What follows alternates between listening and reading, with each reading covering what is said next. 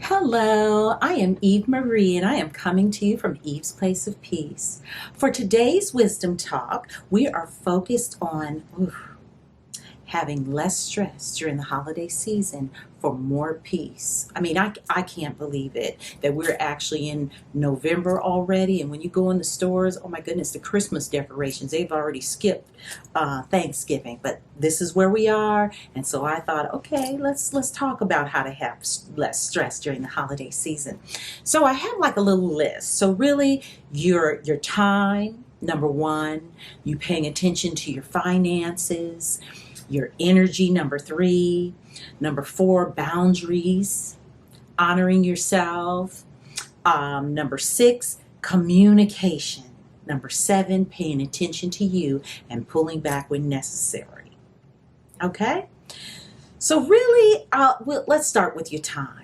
We already know time can be filled up so fast during the holiday season, and calendar, gets filled up so quick, and that can be so stressful when you got 1,000 things going on and 1,000 things to do. So I'm going to say right now in November, take the time, plot out, get your calendar out and plan it out. Plan out your time as things come up, prioritize and plan it out.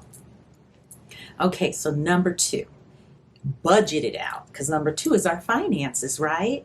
So a lot of times we want to do a lot, but maybe we don't have as much money to do as much as we have on our heart to do for people, and we need to be realistic.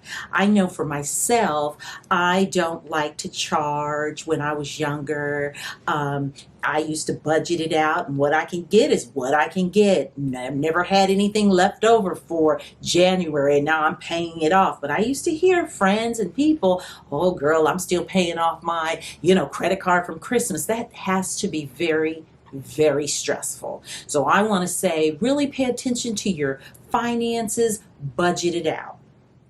Okay, that third thing is your energy, right?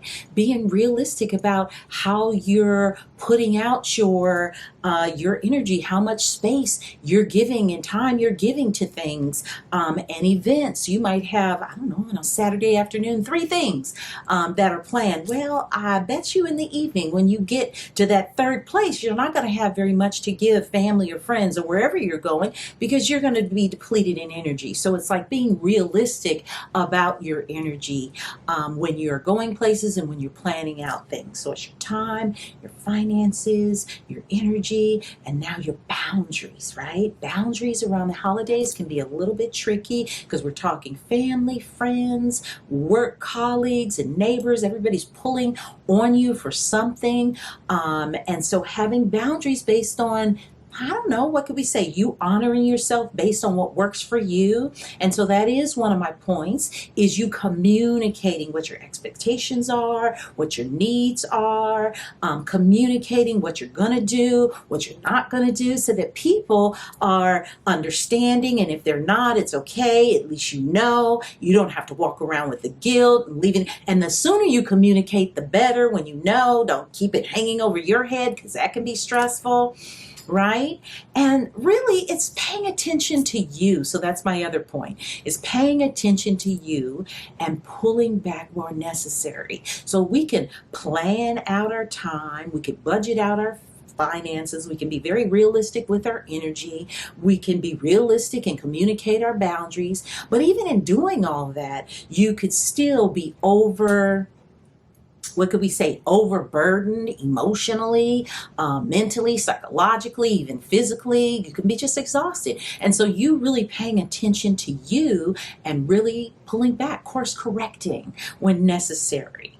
So this is what I know to be true. When you are in relationship with yourself, and I talk about that quite often, when you're in relationship with yourself and you're going into the holidays, you already know, based on your past, what stressed you out, right?